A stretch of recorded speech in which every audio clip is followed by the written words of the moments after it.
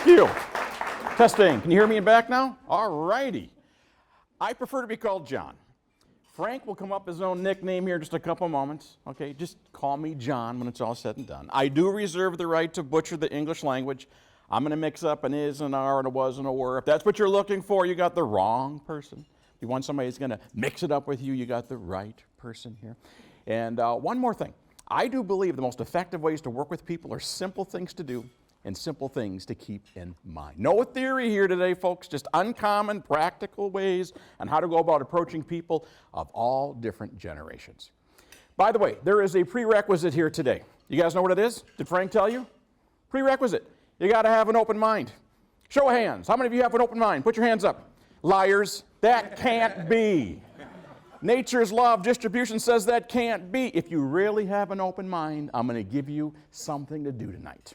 Go home tonight and start a debate with somebody you live with. I know what you're thinking. That's every night, okay? Start a debate and ask yourself this one simple question. Am I forming a rebuttal? Am I forming a conclusion before this person's even done talking? Because if you're forming something to say, I have breaking news for you. Your mind is already made up. Don't say you have an open mind. The biggest risk to having an open mind here, let alone in the workplace, the biggest risk, somebody might actually change your mind. See how insecure that makes you feel, right? How about when a leader asks a team member to do something different? You don't think they're going to feel a bit insecure at that time? So let's face it, we live in a period of time where it's us versus them. You're for it, you're against it, it's my way or the... Now folks, this oftentimes happens in the workplace, either intentionally or unintentionally. We oftentimes see things as black and white without much appreciation for the gray zone. So you might be thinking, John, what's the gray zone? And by the way, I didn't come up with it. I ripped it off from that gentleman. It's not who's right. It's what's right in the workplace. Classic example. You ever hear a team member say, my boss doesn't know jack squat. He's so clueless. You ever hear that? Okay. Folks, I got to go to bat for these leaders right about now. See, the higher you go in management, the less you're going to know about day-to-day operations, correct? A lot of your senior leaders here, they're taking on projects that are impacting your organization for the next 5 or 10 years. They're overlooking 2 or 3 different departments or areas. They're not in a position to know what's happening on day-to-day, but they know how to get the information from the people who report to them. So a supervisor should know more than a senior leader. A lead should know more than a supervisor, and team members should know more than the people above them. So somebody one time said, the higher you go in an organization, the more dumber you become. That's a cheap shot, folks. The more distant you get from day-to-day operations. And now you depend upon the people who report to you to give you those vital information and details. I'm not here to slam employees. I'm not here to slam leaders. I'm here to improve results and improve relationships. That's why I am here. So let's take a look at some lightning rods, areas that cause a lot of friction in the workplace.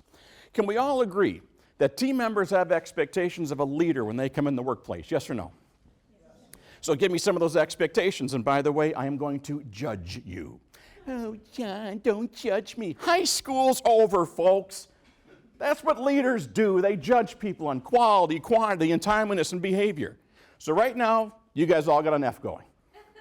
What? Give me some other expectations team members have of their leader. Go. Accountability. Accountability. What else? Transparency. Knowledge. Modeling. D. Modeling, role model, correct? Role. Say it again. Trust. You ever drive to work and say, I can't wait for my boss not to trust me today? Does anybody have that motivational need? So you got a C. C's get degrees around here. Okay? Other expectations team members have of a leader, that they're going to listen to them, that they're going to confront the people not doing it on behalf of the people who are actually doing it. They're going to recognize us from time to time. See, the law of physics says people can't bring energy to work unless you demonstrate some energy back to them. They have an expectation leaders are going to treat them with dignity and respect, train and coach them, delegate to everybody, not just the most cooperative and willing individuals. They have an expectation leaders are going to know something about motivation. They're not going to impose their baby boomer value system on a younger generation, then have the expectation the younger generation is going to work faster, harder, and smarter. They're supposed to be a problem solver. They're supposed to know something about discipline. safe work environment, play a role in their growth and development, serve as a barrier. That's a lot of expectations team members have of a leader. Now, what are some expectations senior leaders have of a supervisor? Let's break down the bias real quickly. So real quickly, what are some biases? If you're a senior leader, what do you expect out of some of your leaders when they come to work every day?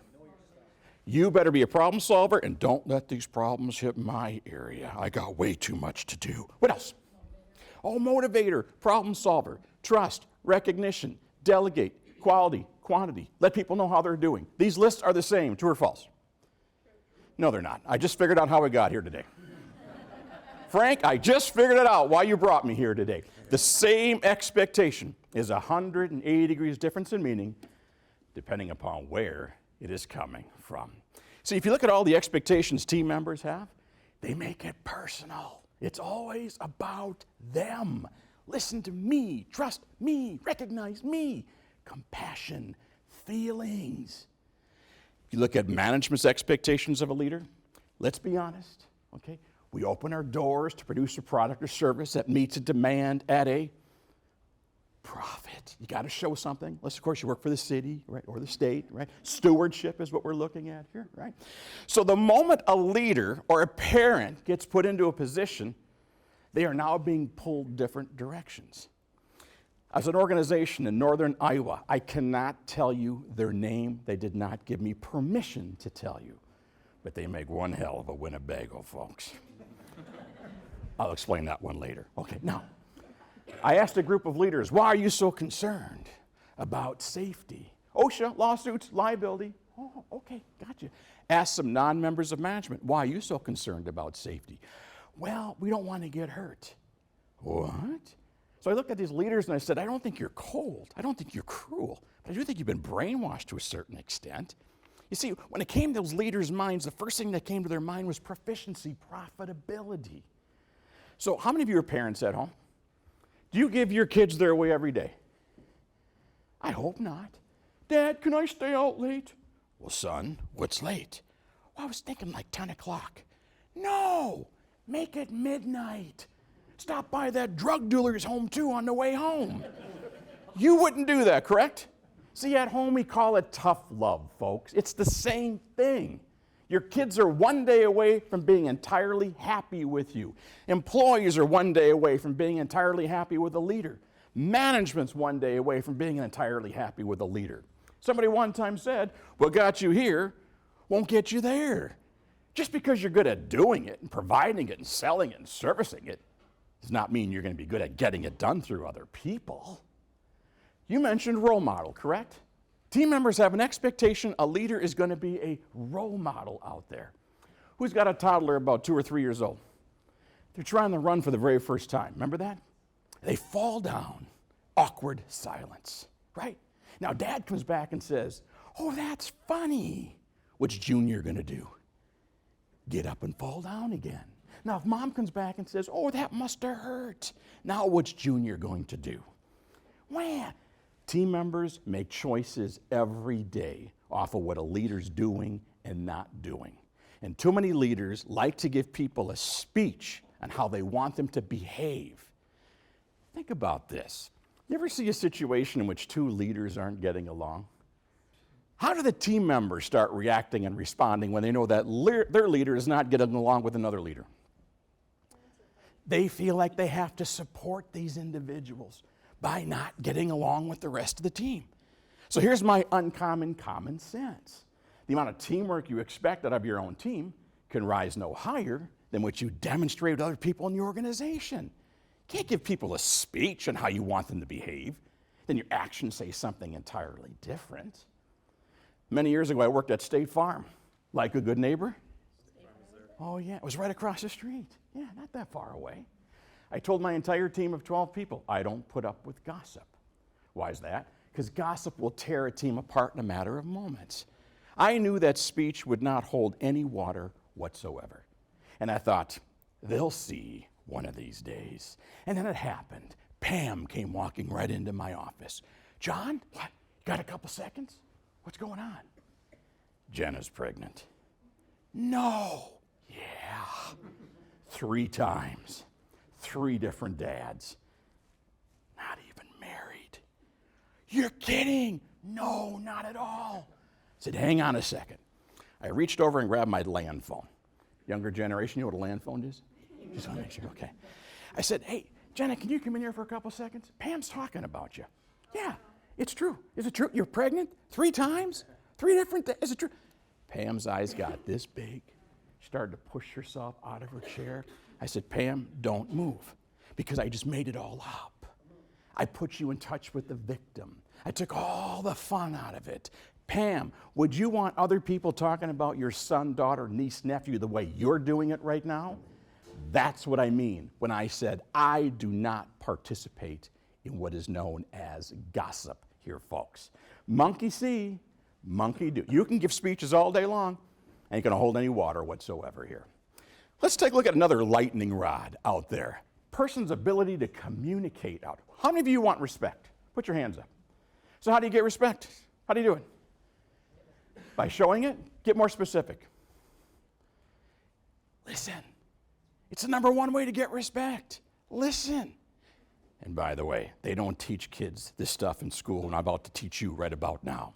So teach your kids and your grandkids what I'm about to teach you. Are you ready? And I'll prove it here momentarily. Next time somebody uses a word or phrase you don't understand, I'm giving you the power to clarify. Every time you clarify, you can never accuse me of what? You can't accuse me of not listening, folks. Every time I clarify, I'm gaining more information. I'm communicating to you. I have interest in what you have to say. Restate. Well, let me get this right here, Frank. You work when you want to work? Is that what you said? You work when you want to work? Now, I was raised by my mom and dad. You don't clarify. You don't restate, because that's rude. And then one day it dawned on me. If I don't clarify and restate, I'm going to have no idea what the heck these people are talking about. Next time in your leader's office and they give you a list of things to go ahead and do, I'm giving you the power to summarize back. Let me get this right. You want me to do X, Y, and Z? Now listen carefully, folks. They don't teach this in school. How do I know that? My neighbor, 3rd grade teacher, Cottage Grove Elementary. Where do they teach listening? I don't see it in the curriculum. John, it's there. No, there's no emphasis at all. John, when kids talk out of turn, we tell them to shut up and listen. That passes off as listening in Cottage Grove Elementary. Now here's something else they don't teach. Are you ready? Misunderstandings have 1 parent. Did you ever hear that before? Huh? Misunderstandings have 1 parent. It's the sender's job to make sure the receiver understands exactly what's being communicated. Huh? Next time you send an email and somebody misinterprets your email, whose fault is it? Oh, you can point the blame, point the finger at people all day long. It's your fault. Misunderstandings have 1 parent. So the next time you see Bob and Bobbin out there, people doing their best imitation of a bobblehead doll, I want you to ask them and summarize back. You know what they might do? They might get testy. They might act like they got sand in their underwear. What do you think, I'm dumb? I didn't say you're dumb. Why do you take everything so personal? Me, right? I'm checking my ability to what? You walk out of here and you make a mistake, the buck stops with whom? It stops with me here, folks. Who's ever heard the expression, if everyone is responsible, nobody's responsible? What does that mean to you, just out of curiosity? If everyone's responsible, no one is. It sort of sounds like a loser. Excuse me? It sounds like a loser. It sounds like a leader practicing management without a license. What? Have you ever heard your team members say, I did my job? I did my share. I did it last time. No one ever told me. Who died and made you loss? All signs and symptoms of a leader practicing management without a license. Why is there so much confusion on what we want people to do? So we have an obligation to ask or tell people what's going to be your job or share. But if I leave it up for you, Eric, to figure out what your share is going to be, now you're going to come up with your own interpretation. And I guarantee you we're going to have a what? A miscommunication. See, this stuff is just uncommon common sense. It's not who's right, it's what's right. Frank said, I'm from New York. Please don't hold that against me. What's a drive-by? What's a drive-by? No! Drive-by assignments here, folks. Oh, Scooter, I'm so glad you're here. I got to get to a meeting with Eric. He'll figure it out. What are the chances he's going to figure it out? Slim and none. Slim just left town. You know, when I was in 5th grade, Woodbury Elementary School, Mrs. Myers said, we're all going to write an article for the school newspaper. Wow. I was the first one to hand in their article. Mrs. Myers said, John, I'm not done yet explaining the assignment. What do you mean? Have a seat. Students, when you get done with your article, you got to answer some basic questions. And what are they? Who, what, where, when, why, how? And if you cannot answer those questions as the writer of the article, how is the reader supposed to figure out what the heck you're talking about? So doesn't it make sense if I'm going to assign work to an individual who's never done it before, I need to cover those particular questions? And if you don't cover those questions, we're bound to have a miscommunication. But you know what Eric's going to say? Well, it's hard to find good people these days. Do you see how many people want to point the blame? I hit a nerve there, didn't I? Okay. Many people like to point the blame, point the finger at others. They can't look in the mirror and ask what they may have done to cause that situation. One of my biggest mistakes, I told an employee when it was going to be done. Are you ready? ASAP. They said, John, crystal clear. No problem. Half hour later, are you done yet there, Junior? Haven't even started. What part of ASAP didn't you understand? Well, if you wanted it so fast, why didn't you just say BEE? What does that mean? Before everything else. Oh my gosh, there's a difference between ASAP and BEE in your mind? Yeah. So I had to say, oh, I'm sorry. How about we go with RN now, Eric? What does that mean? Right now. The next time there's a miscommunication, folks, don't be so quick to point the blame, point the finger. Look in the mirror and ask, have you done something that may have caused that particular situation? For years, people used to leave an organization because the leader did not listen to them. That has now been tied. Why are people leaving organizations these days? Because people want to know how they're doing. So let's just back the truck up here for a couple moments. Why do we have this big shift that people need to know how they're doing? Does anybody know why? I'll tell you why. If you're a younger generation, when you were growing up, were you being tracked and monitored your entire life? Look at the younger folks. They know exactly what I'm talking about. If you go to Disney and you put a band on, aren't you being tracked, monitored? If you go on Google, aren't you being tracked, monitored? What's that parent portal? That parent portal? What? How many of you can track the grades of your kids when they're in school? Oh, Tammy, you missed an assignment. What? You don't think that value system carried right over into the workplace? So now you have a younger generation that has a high need to know how they're doing and if they're making a difference. But I'm here to tell you, I have a wife, a nurse, down in Estero. Nobody's letting her know how she's doing. She's only been on the job for 1 week. No one's letting her know how she's doing. Guess what she did this morning? She's looking for another job. It's a human need to know, how am I doing? Am I making a difference? But John, it takes courage to confront people. Oh, okay, just put your head in the sand and see if that works out. What do you mean? Frank's got a piece of spinach wedged between his teeth. You know what relax, Frank, okay? You know what the easiest thing to say is? Frank, your teeth need attention. You know what the hardest thing to say is? Frank, your teeth need attention. So guess what happens? I don't say anything. I put my head right in the sand. My dad said, son, don't ever put your head in the sand when you're a leader. Why's that, Dad? Son, what end is up? Oh, jeez, I hated when he did things like that. I don't want to offend Frank. So Frank gets all done with the meeting. He walks in the restroom. He looks in the mirror, and what does Frank see? Eeyaw! Eeyaw! And what's the first thing Frank asks himself when he looks in the mirror? Do you see how ticked off people get when you don't let them know how they're doing? Folks, it's a human need out there. Been married 34 years. It's not a perfect relationship. My wife already has a couple expressions she wants to put on my tombstone. She's got me dead, for crying out loud. Here's one. See it, say it. Huh? If you see something, say something. Here's another one. To be unclear is to be unkind. What? If you don't let people know how they're doing, you're part of the problem. If you're not coaching it, you're allowing it. How's that for the ultimate guilt trip? I did tell you I'm a travel agent for guilt trips, didn't I? I did tell you I want you looking in the mirror, asking you part of the problem, you're part of this. I did tell you that, correct? Just want to make sure we're on the same page here. I can't wait to get some questions from you guys here shortly. I know some of you are on the tip of your chair, and you want a piece of me, no, Eric. I can see that, okay? Eric, who's the brightest person sitting down in this room right now? Eric, sitting down. Sitting down, Eric. Who's the brightest person?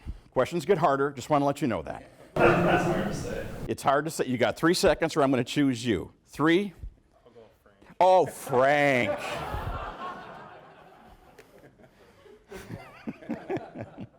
I've been cutting my hair for 59 years. I've been desperate for 59 years here, folks. Frank, if you had a pain in your forehead and you went to a doctor and said, it hurts, and that doctor said frontal lobotomy, I'm going to carve a quarter of your brain out, what would you do? Go get it checked with somebody else. I A think. second opinion here, correct? Absolutely. I am telling you, folks, in the workplace, a lot of people like to go 1-4. Problem, solution. Unless, of course, you're a factual, data-oriented individual, which is about 20% of you, right? Do you know who actually promotes 1-4 thinking, trying to solve what you don't even understand? You know who promotes it? The media. Oh, yeah. Next time we have a major event in this country, okay, watch what the media does. They love to speculate. They go 1-4. They love to use words like allegedly and a source. So the next time you have your TV on, I don't care if it's CNN or Fox. I know some of you think, just keeping things fair and balanced here, okay? The next time they start using words like speculating and alleged, just turn the channel. They're making that decision on opinion. An opinion is unsubstantiated fact. But too often in the workplace, guess what we do? We see behaviors out there and we jump to conclusions here. So let me show you something here. When an employee is not doing what you want them to do on the performance side. Who's got a toddler, by the way, 3 or 4 years old? Okay. What's the name? Yeah. Manual. All right, Emmanuel. He's running. He's falling down. You look at him and say, you suck. You are the biggest. You don't do that, correct? So here's the breaking news. You have adults that you work with every day. They're going to fall down and they're going to make a mistake. And they love to talk about how you are going to react and respond to them. So let your uncommon common sense kick in. If there's no such thing as a problem, they're actually called situations, folks. If I use the term situation, I'm reminding myself I got to start asking some what? Questions before I start jumping to what? So look at my first question for Scooter or Emmanuel or somebody back at work. What happened? You notice the tone of my voice? Not what happened, just what happened? Now if they say, I don't know what happened. I want you to pull your left wrist out and then slap it as hard as you possibly can and apologize directly to that team member. You owe that team member an apology. Well, why is that, John? Part of proper job instruction, people should know what happened. But John, I didn't do the training. Skippy did it on my behalf. Sorry, Eric. You can delegate the task. You cannot delegate the responsibility. The buck stops with you there, Eric. Oh, it's hard to find good people these days. Eric, it's hard to find good leaders these days, too. Look in the mirror. Oh, John is just so straightforward. This is uncommon common sense here, folks. The gray zone is applying the fundamentals of leadership. Now, if Scooter can answer what happened and it sounds reasonable to you, just slap yourself on the back. Most likely the employee just made a mistake. Do you make mistakes there, Frank? Yeah, you do. You call them oversights. Who are you kidding? All right? Look at the second question. Why or how did this happen? I don't know. If they can't answer why or how, whose fault is it, Eric? It's yours. No, it's yours, okay? Who hired you? I question their judgment right about now. When you ask the questions, what happened and why, who's doing the criticizing? Team member, what do I get to do? Listen, number one complaint people have of leaders, they don't what? They don't listen. Why would I even think of drilling you or giving you a speech unless I step up to the plate to see if I've done my job in putting you in a position to succeed? Look at that third question. What can we do to prevent this from occurring again? Not what are you going to do, what can we do? Yes, 5 minutes? Just want to make sure you know. Try and get some questions in. Inside those 5 minutes? Yes. You think it's easy doing this job here, Frank? Did you want to come up and do it right about now? I could do it, geez. You ever get sick, I'll take your place, John. Keep going. Why do you guys keep on inviting him back? It's obviously he's insane. Doesn't even have a computer. What the hell's a computer? Okay. I'm sorry, Frank. All right. And real quickly, a leader has an obligation to clarify authority. When you make that decision, you don't have to tell anybody. When you make that decision, you got to tell somebody after the fact. Clarify when they're supposed to tell somebody after the fact. Don't allow people to guess. They're not in the mind-reading game. Clarify where people cannot make that decision. You got to run that decision by me. And clarify where it's not okay for somebody to sit around and wait to be told and do absolutely nothing. We're paying these people to do a job. Every time you delegate a task, you delegate decision making. We have to allow people to make majority decisions on their own. Okay? Otherwise, they become insecure. And by the way, the number one reason why people split up in a relationship is they can't communicate on the almighty dollar. Why don't we just clarify where you can make a decision, not tell anybody? How about you make a decision and you inform me after the fact?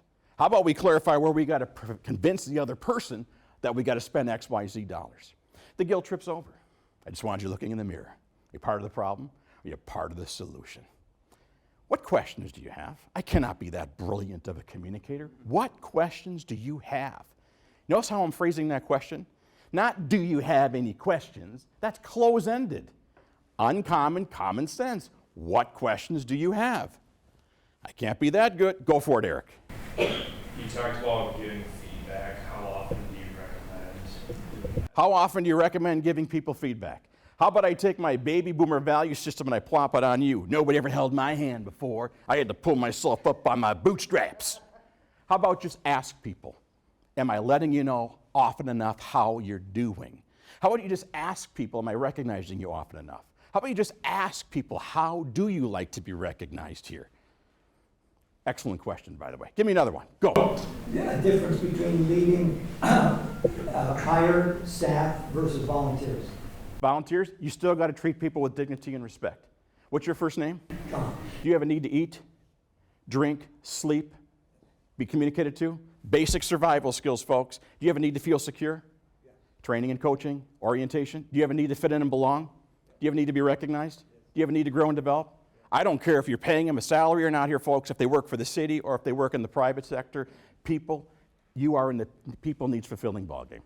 That's what it boils down. And if you don't reach the most basic needs that these people have, they'll be on Indeed.com looking for a job in a matter of moments. Give me another question. I can't be that good. Go. Some professional environments are like a little combination of art and science. So like as a manager, maybe you would do things one way, but you want to give space for people to do things their own way. How do you correct when you don't really know if you're just like imposing your own? Well, put it this way. Some jobs, there's no room for negotiation. Has to be done a certain way, correct? Just let them know. Use your own ingenuity, but keep me in the loop. Why don't you come by over the next hour, come by over the next day here, correct? Some jobs got to be done a certain way. So just ask people, is there any reason why it can't be done this way? It's not what I want, it's what the job requires. Now, we can take it up a level here, too. Sometimes people just don't want to do what you're asking them to do. It has nothing to do with materials, method, equipment, correct? So ask them another question. Are you unwilling or unable to do what I'm asking you to do? Excuse me? Answer the question. Are you unwilling or unable? It's kind of like me asking Frank, are you done beating your dog? Answer that question. Is it something you simply don't want to do or can't do? Sorry, what is it? Folks, we got to find out, are they just making a choice not to apply their knowledge or not? So I would let them know where the flexibility and where the ingenuity begins and ends, but I would stay involved here too. Anybody else? Comments? Questions? Yes, go for it. In a high turnover industry, how would you recommend keeping employees a little bit longer term? Well, why are they leaving? Restaurant industry, mainly people, it's not their first career choice, or it's just a fill-in or replacement. Could be. What's your first name? Griffin. Just want to make sure you know. Griffin, okay. I would probably ask them day number one, what makes you tick? What can I do as a leader to make coming to work a positive place to be? Well, I wouldn't mind becoming a restaurant manager one of these days. Boom. Start educating, helping this person growth and development. My wife has a high need to fit and belong. She likes to be part of a team. See, everyone has a need in the workplace. You got to uncover, peel the onion back. And just because they have not been raised in your house, folks, all right, it just means they're weird. people are weird. Any more Frank, you know what they're saying behind your back? Okay. Folks, it's been a pleasure. Before I let you go, let me show you some uncommon common sense. Are you ready? How often do we take a superstar and we ask our superstar to do training on our behalf? And why are you doing it? Because everybody says superstars are good at doing it, then superstars are good at training it. Hello. Superstars can be really ineffective at training. They oftentimes gloss over the why. They have no patience whatsoever. So I have found over the years when you got roses, daisies, and weeds on your team, okay, some of your best trainers are daisies because they get it. They can anticipate what it's like to be a trainee. It's been a pleasure being here. Thanks again, and be safe. Appreciate it.